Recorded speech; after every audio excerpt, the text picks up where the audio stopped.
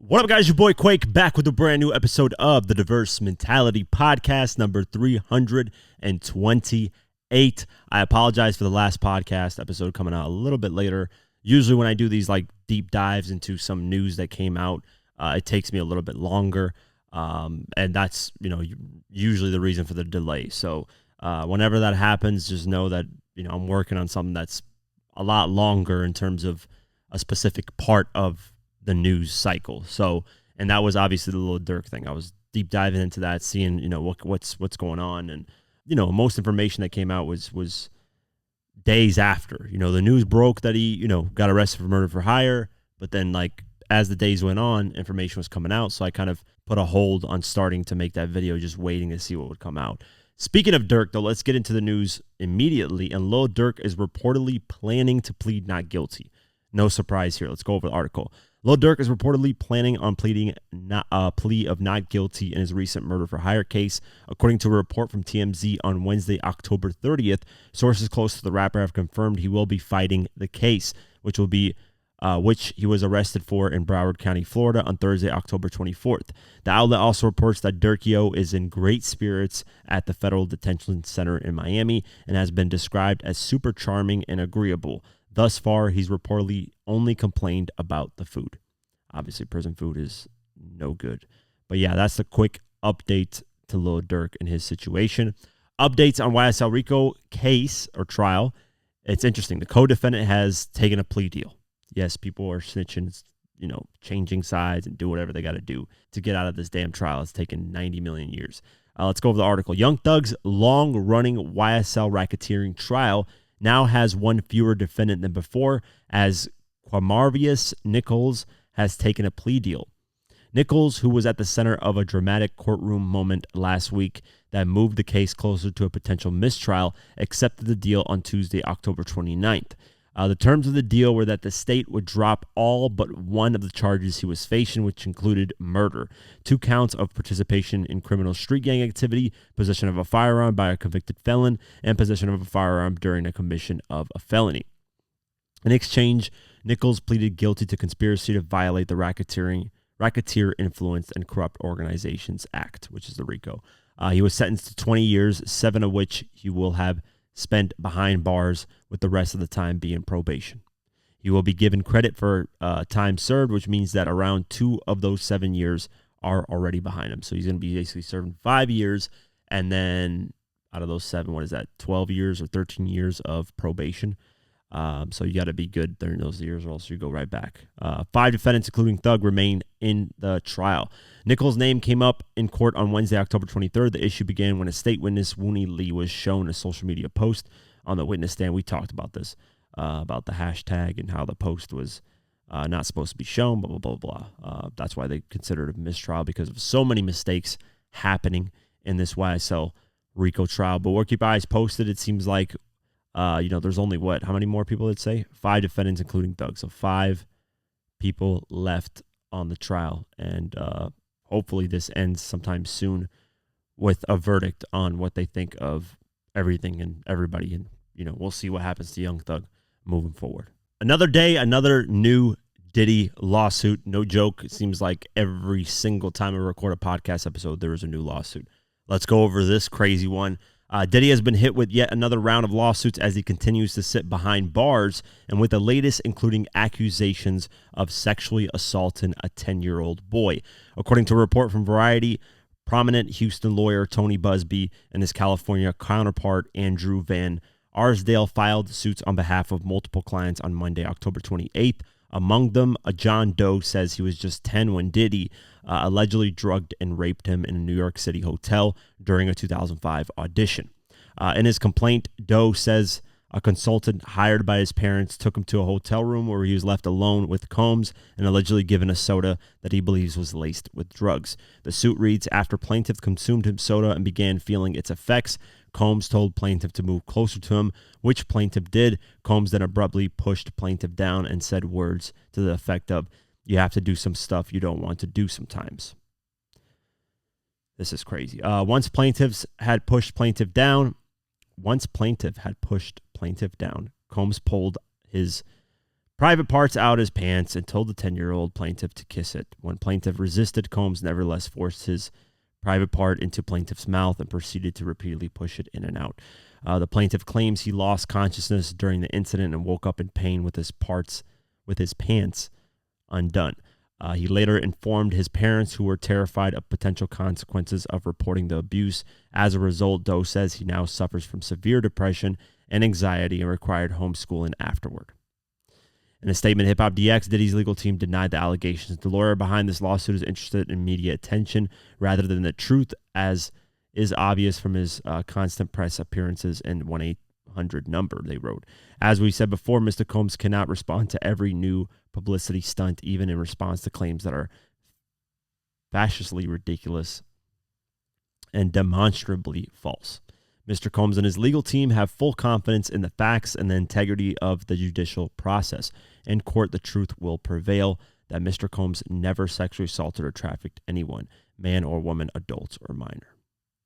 Yeah, I don't know what to say at this point, man. I'm just disgusted if any of this is true. Obviously, like I always say on this podcast, the only factual thing that we know so far is he is an abuser. He put his hands on Cassie.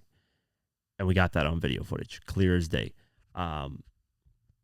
As for anything else, right now we don't know. Until we get like solid evidence, lawsuits can be lawsuits, and then they can be proven to be false.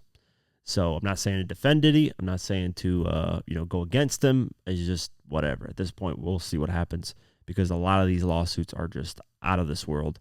And speaking of Diddy, Diddy's sons decided to confront Ray J. Yes, it's very weird. So let's go over the article. Ray J has confirmed that Chris Brown, so Chris Brown also got involved in this, and that he confirmed that he broke up a heated confrontation between him and Diddy's sons, Christian, Quincy, and Justin, at a party this past weekend. All 5 men attended online influencer Tara Electra's unruly agency Halloween party in Los Angeles, where Ray J was confronted by Puffy's 3 sons in the early hours of Sunday morning, October 27th. According to TMZ, the Combs siblings surrounded the One Wish singer and took issue with some of the things he had said about their father since he was first accused of sexual assault last year. A fight reportedly broke out. A row reportedly broke out, with Justin and Christian allegedly making it clear they wanted to fight Ray J. Probably a report. I don't know, man. Sometimes these articles, they misspell shit. Chris Brown, along with others that reportedly stepped in to break up the confrontation and diffuse the situation between the 5 men. After the story made the rounds, Ray J hopped on Clubhouse with Whack 100 to confirm the report, though he did tell the controversial music manager not to post his comments online. When asked if it was true that he was rushed by Diddy's sons, the singer/reality TV star, while adding, "I'm in LA. I'm at the club, dog. I had nobody with me, dog." When Whack then asked him how many people confronted him, to which Ray J replied, "I don't know, like 8. He also confirmed that Chris Brown intervened, saying they too young. I tried to talk some sense into what happened, but luckily the homie Chris was there. Ray J previously said he was cutting ties with Diddy after the video of him assaulting Cassie surfaced online. Appearing on Shannon Sharp's Club Shay Shay podcast, he said, "Everybody messes up, but we can't be too cool. But we can't be cool after that. It's unforgivable. It's too much." He added, "There's no room for that in this world that we've been working hard to get to. That's fucking acceptable. I've never seen nothing like that in my life." Ray J also argued the mogul deserves to be harshly punished. Bare knuckles, you know what I'm saying? The homie need a public whipping. It's the only way it's going to be right. Okay, so that's why they attacked him. He basically said, listen, well, one, you can't get mad at somebody for saying, "I don't want to be your friend," after you abuse somebody. Doesn't matter what your father says is the reason why he did it. I don't care if Cassie cheated on him. I don't care if he was drunk. None of those are excuses to put your hands on somebody like that. So if his sons are getting mad because Ray J doesn't want to be his friend anymore, that's a dumb reason. But I guess what they're probably mad about is him saying that he deserves to be harshly punished. Like bare knuckles, you know what I'm saying? The homie needs a public whipping. It's the only way it's going to be right. 100, 1,000 lashes. That would help. So that is, if his sons believe he is innocent in the whole sexual assault stuff that's going on, then obviously Ray J saying that is going to rub them the wrong way. You can't say that about someone's father and then, expected that to be cool. If he kept it as just, hey, I can't be friends with this guy anymore because of the Cassie video, I don't condone that. I don't like that. And if they got mad over that, that would be some corny shit. But them getting mad over this, I can understand, man. If somebody said that about, my father, and I believe he didn't actually do certain things, I would be upset too. But that's the kind of update with that. And I know that was making headlines all over social media. But hey, Diddy and his sons, especially his sons, I think they're not ones to play, man. Even though they came up on money, I think they're going to apply pressure to anybody that's trying to do something. We'll see if they do it to 50 Cent, though. That'll be really interesting. 6ix9ine has been arrested. And what's the reason why? Let's go over it. 6ix9ine has been accused of violating the terms of his plea agreement in the racketeering case, where he infamously became a cooperating witness, aka snitch. And now he'll spend at least a few weeks in jail as a result. According to federal court records, the rapper was taken into custody in the early hours of Tuesday, October 29th. He appeared in a federal courtroom hours later, where, per reporter Matthew Russell Lee of Inner City Press, he was accused of 3 violations of the terms of his supervised release: traveling Las Vegas without permission, avoiding drug tests, and testing positive for meth. Wow. 6ix9ine's lawyer, Lance Lazaro, told the court that the rapper went to Vegas to perform and that he believed he had notified the proper authorities. A follow-up hearing is set for November 12th. Judge Paul Engelmeyer has ordered the controversial rapper to be detained until then at Brooklyn's Metropolitan Detention Center, the infamous jail that currently houses Diddy. In a strange coincidence, 6ix9ine's kidnapper, Anthony Harv Ellison, who abducted the rapper and robbed him of $365,000 worth of jewelry back in summer of 2018, is also scheduled to appear in the same federal court on Tuesday for a hearing on an unrelated case. But yeah, meth, testing positive for meth. This guy's doing meth. That's insane, bro. Some of these celebrities are fucking crazy. But yeah, we'll keep our eyes posted on this. Violating his terms, but definitely don't want to do that, man. Get back locked up. It's going to ruin anything that you got going. So yeah, we'll see what happens moving forward. Metro Boomin is in some hot water, man. This does not look good. Let's go over the article. Metro Boomin has been accused of raping a woman in a new explosive lawsuit. The multi-platinum producer stands accused of sexually assaulting Vanessa Lee Mastre at a Los Angeles recording studio in 2016, with the alleged incident resulting in her falling pregnant. According to legal documents obtained by TMZ, Lee Mastre is seeking unspecified damages for the pain and anguish she suffered as a result of the alleged attack. In the lawsuit, Lee Mastre claims she was invited to Metro's studio in September 2016 after hitting it off with the producer earlier that year while she was grieving the death of her 9-month-old son.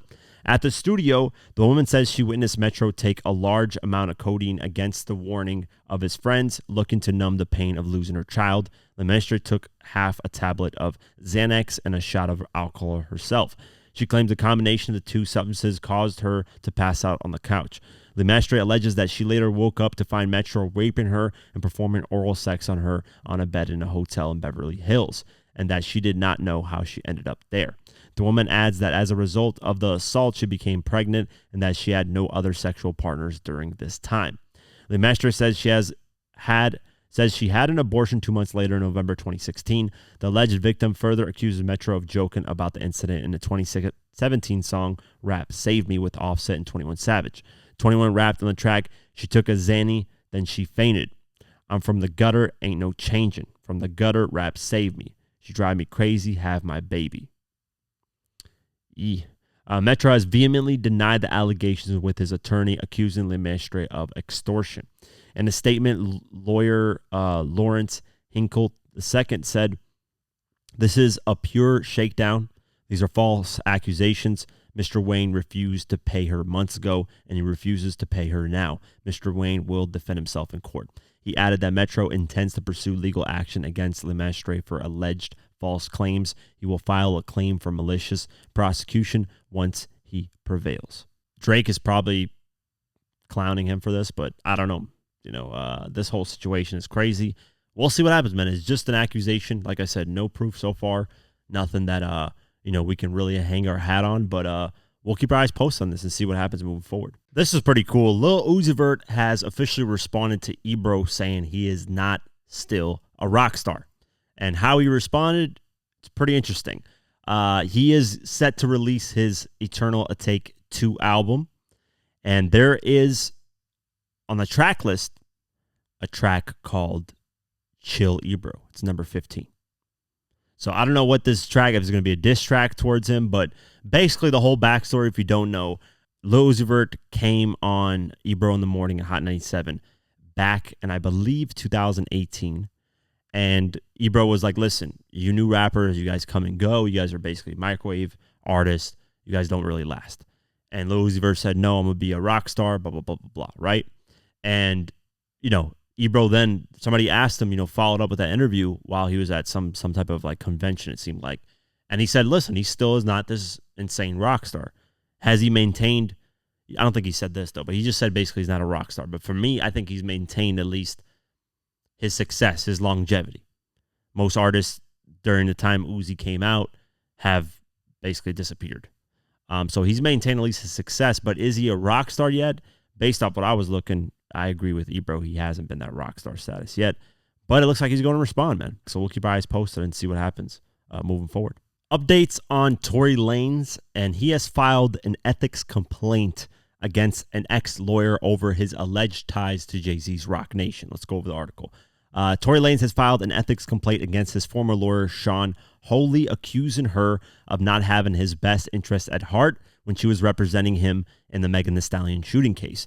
The rapper is currently serving a 10-year prison sentence over the July 2020 incident, filed a complaint to the State Bar of California over claims that Holly had ties to Rock Nation, the Jay-Z founded company that manages Megan. Tory points to the Hulu show Reasonable Doubt as evidence for a conflict of interest. The series is loosely based on Holly's life, and she serves as a producer on the show. Megan and Beyonce's Savage remix was also featured in an episode of the show, as was a track from the lawyer's daughter, who has also worked for Beyonce as a backing singer. Lanez further claims in the complaint that Rock Nation CEO Desiree Perez assisted Megan when she gave statements to the police over the shooting.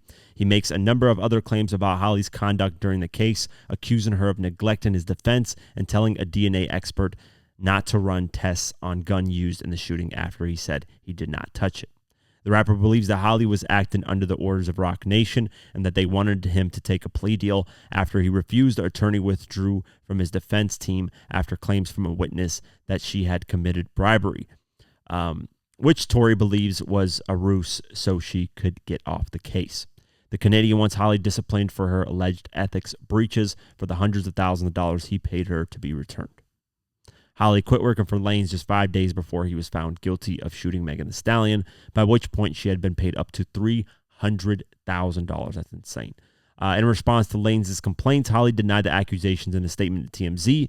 Mr. Peterson brought these meritless claims to the State Bar over a year ago, and they were summarily rejected, and the matter was promptly closed. His actions to publicize this failed effort are likely tied to the appeal of his criminal conviction, for which I wish him well. Holly also denied any ties to Rock Nation, saying, I have never had business ties to Rock Nation, and Rock Nation has nothing to do with the television show Reasonable Doubt, which I co-produce. Lanez's current legal team, Unite the People, deny that any previous filing regarding Holly was submitted at the bar. Interesting. There is some news going around that Tory Lanez is been declared innocent. Apparently that's false information. I know a lot of these headlines on social media make it seem like things are real, but sometimes they're not. Tory Lanez has not suddenly been declared innocent by an appeals court over the shooting of Megan Thee Stallion, following unsubstantiated reports spread by nonprofit Unite the People. The Lanez have been found innocent after previously being convicted of the shooting. Legal reporter Megan Kniff debunked the rumors. Just got home from the World Series and learned some people spent their Friday night spreading lies about Tory Lanez's appeal for shooting Megan Thee Stallion. No, the appellate court has not declared Lanez innocent, not even close, she wrote on X. Yeah, I know Tory Lanez hates this Megan Kniff girl. Interesting enough, Megan Thee Stallion has decided to sue a YouTuber for spreading false information. Round of applause. Round of applause. I like Nicki Minaj doing this. I like Cardi B doing this. I like Megan Thee Stallion. I hope more of the male rappers and just entertainers in general, it doesn't have to be rappers or nothing, just celebrities and people in general that are public figures that have fake, most bullshit conspiracy theories made about them. I hope they end up suing, because a lot of these stories are insane. just for clickbait, just for views. So let's go over this article. Megan Thee Stallion has had enough of what she's calling false statements and narratives about her, particularly in regard to Tory Lanez' case. So she's suing YouTuber Milagro Grams. Megan's federal suit filed on Wednesday, October 30th in Florida's Southern District Court says that Grams' remarks on social media and elsewhere have had a negative effect on the rapper's mental and emotional state. Defendant's conduct caused and continues to cause significant personal and economic harm to Megan. It injured her reputation and standing as a professional musician. It caused severe mental and emotional harm. It caused economic harm in plaintiff's efforts to remove the various bots defendant enlists to attach plaintiff's supporters. The suit charges Grams with promotion of altered sexual depiction for allegedly directing her followers to a deepfake video of Megan having sex, cyber stalking, intentional infliction of emotional distress, and invasion of privacy in false light. The last of these is a type of invasion privacy where, according to Cornell University's Legal Information Institute, a defendant is accused of spreading falsehoods about a plaintiff that would be considered objectionable by the average person. The suit claims that Grams' conspiratorial relationship with Tory Lanez, who shot Megan in July of 2020 and is currently serving a 10-year sentence for it. Defendant acts as a paid surrogate used to spread Tory's lies about Megan. The suit reads, Grams acted and continues to act on the behalf of Daystar Peterson, also known as Tory Lanez, as an online rumor mill, churning out falsehoods about Megan to her tens of thousands of social media followers. Grams responded to the suit on her X account. Countersuit gonna go crazy, she wrote. Another message seemed to respond to the suit's characterization of her as a paid surrogate for Lanez. I done went from being ignored to an alleged employee. Damn, y'all taking me too fast, she posted. Megan made a statement about the lawsuit to Billboard. I've endured countless attacks on my character based on false narratives from social media bloggers misrepresenting themselves as journalists, she told the outlet. It's unacceptable behavior, and these individuals need to understand there will be repercussions for recklessly posting lies and defamatory falsehoods. I agree. I don't know this situation, so I'm not going to sit here and just attack this. I don't know who this girl is or what her social media is. She has 28,000 followers on Twitter. I've never heard of this creator. Let's see what her YouTube channel is about, because she is a YouTuber, quote unquote, which I am too. But let's see. 73,000 followers. Damn, she is getting sued for having 73,000 followers. This is going to give her a lot more promo, obviously. Sorry, I keep playing this damn live stream that she's about to have. So she's going to be using this as promo for herself. And yeah, whatever. It is what it is. If you're spreading false information, you do deserve to be sued. It's bullshit, and I don't condone it. It's definitely probably the worst thing you can do as a creator. This is the problem, man. In today's world, there's no integrity. There's no respect for people. People just say all kinds of crazy shit to get views and clicks and all that stuff. It's unfortunate, but hopefully these lawsuits keep coming to people that keep doing this type of stuff, because there needs to be some type of repercussions for this stuff. But we'll keep our eyes posted and see what happens moving forward. When 50 Cent speaks on a certain topic relating to street stuff, criminal activity, whatever it is, everybody wants to listen, because 50's been through it all when it comes to his career, from dealing with going against drug kingpins that wanted to murder him and end his whole life, to making it into becoming an icon that he is now. Well, he appeared on The Breakfast Club and got asked about Lil Durk's situation, where he got tied up for murder for hire. If you're not aware, Lil Durk did get charged for murder for hire, and they're speculating that he is potentially linked to hiring people to get rid of 3 different individuals. The feds haven't officially confirmed anything or said anything really in the public. He's just been locked up right now, and Lil Durk plans on fighting the case, as he just recently said. But of course, while 50 was on Breakfast Club, he got asked that, and 50 revealed some really interesting information. 50 revealed when he first linked up with Lil Durk was when he was working on the theme song for the Power Force show, which is led by Tommy. And the theme song was titled Power, Powder, Respect, and it featured Jeremiah and Lil Durk. And during that time, 50 Cent spoke with Lil Durk and talked about how, you got to be careful of the people you have around you, And he first basically asked, hey, are these guys actual, really about that street life? Durk said, yeah. But he said, be careful how these people move, man. Watch what they're doing. And even with Durk, I was telling him, like when I had him, he was in New York. We did not the acting role, when we was doing the theme song for Force. Got you. For the Chicago version. Yeah. Then, like I was like, yo, this is them, right? It's a real shit, right? He was like, yeah. And I said, yo, just watch him. His crew. Because he said that, you know what I'm saying? And it's like, I've always had that energy myself in the middle of everything that was going on. I'm not just watching. We know, Fifth. When you said that to Durk, what was his response to you? He said, you know what? He said, somebody just came in my house. How do they know exactly what the address is? I don't give my address to nobody. Like, this is not, because something happened. The robbery in Georgia? Yeah. When India had to shoot? He went straight to talking about that. Mm-hmm. Damn.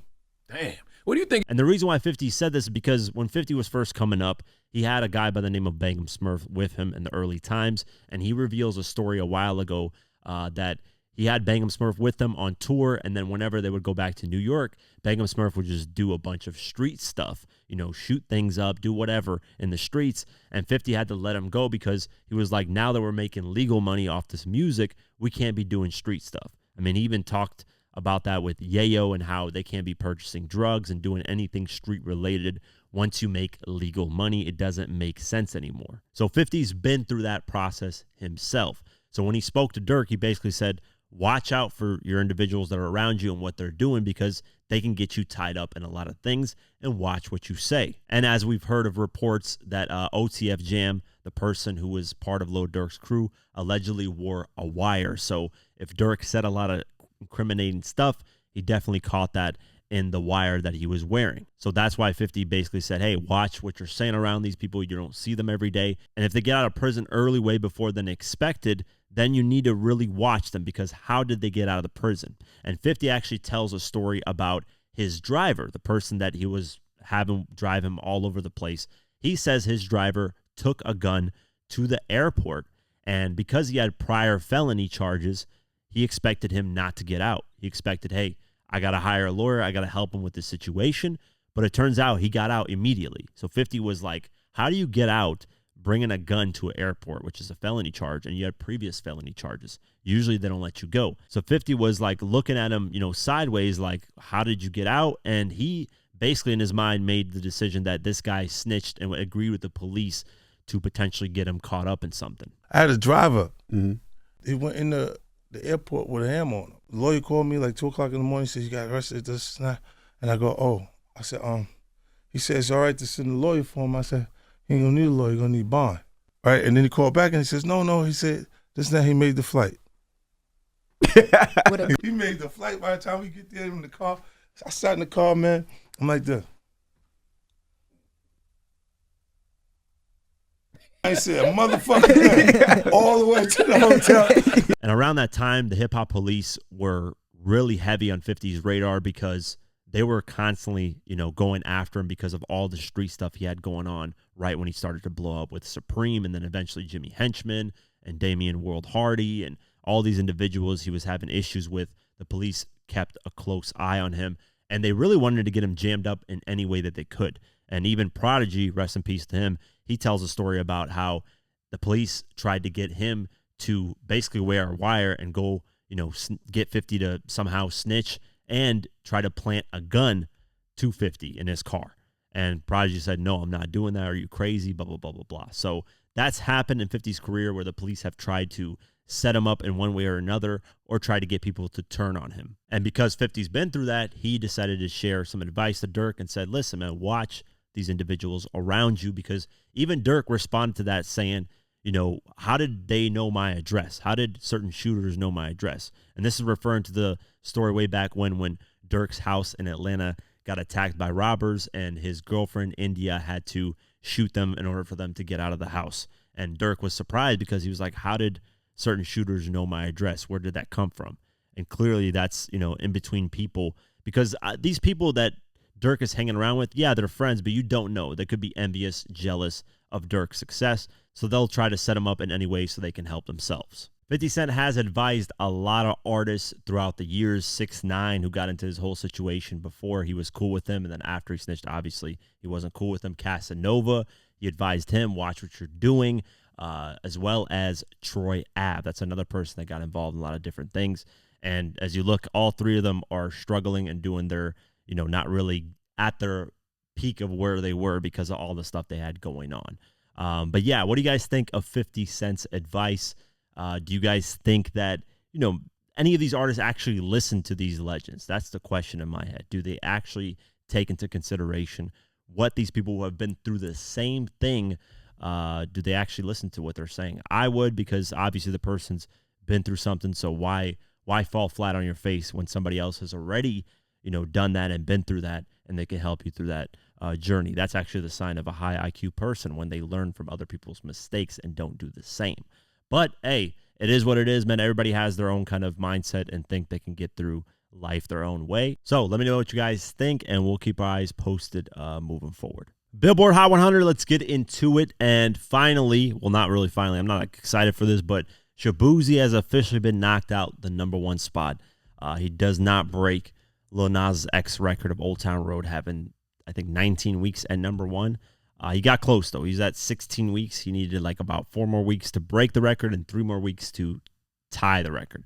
So it looks like Morgan Wallen has broken the record, or not broken the record, but broke his record, his streak at least. And with this song, Love Somebody, that debuted at #1. Shaboozey, a bar song, Tipsy is #2. Birds of a Feather, Billie Eilish, #3. Die with a Smile, Lady Gaga and Bruno Mars, #4. Espresso, Sabrina Carpenter, #5. I Had Some Help, Post Malone, Morgan Wallen, #6. #7, Lose Control, Teddy Swims. #8, Rose and Bruno Mars, APT, debuted at #8. Taste, Sabrina Carpenter, #9. And Beautiful Things, Benson Bone, #10. Going down the list, Not Like Us, Kendrick Lamar, #14, slowly starting to fall down the charts after all these months. TGIF, Glorilla, #24. Glorilla, Sexy Red, What You Know About Me, #29. Going down the list, SZA, Saturn, #39. Noid, Tyler, the Creator, debuted at #43. Like That, Future, Metro Boomin, Kendrick Lamar, #45. Boss Man, D-Lo, Shake That Ass, #54. Hold On, Glorilla, #56. Gunna, Him All Along, #58, debut. NLE Choppa or What, #61. 2AM, BX, Plug, #64, debut. Glorilla, T-Pain, I Love Her, #70. Moneybagg Yo, Morgan Wallen, Whiskey, #71. 21 Savage, Summer Walker, Prove It, #76. Change Me, BX, The Plug, #79. Rod Wave has a song called Federal Nightmares, like Lil Durk. That's interesting. Lil Demon, Future, #94. Back on My BS, BX The Plug, debuted at #95. Leave Me Alone, BX The Plug, #96. And that's it for the Billboard Hot 100. And also, if by the time you listen to this podcast, maybe it might be a little too late, but I will be streaming the Lloyd Banks Halloween Havoc mixtape #5 live on YouTube, as I always do. And Snoop Dogg and Dr. Dre announced their Missionary album is dropping December 13th. So I will be a live stream on that as well. Maybe some other projects, but only like these major ones that I'm huge fans of, I go live stream on, because I really don't have time to really live stream, but I like chilling with you guys sometimes when these type of events happen of artists that I really grew up with and really like. But yeah, we'll keep our eyes posted on everything in terms of projects and what comes out. Maybe some singles will come out when it comes to the Dr. Dre and Snoop Dogg Missionary album. But yeah, Spotify, Deezer, Pocket Cast, YouTube. Thank you guys so much for the support. As always, I always appreciate it. Have an amazing night, day, whenever you listen to this, and peace.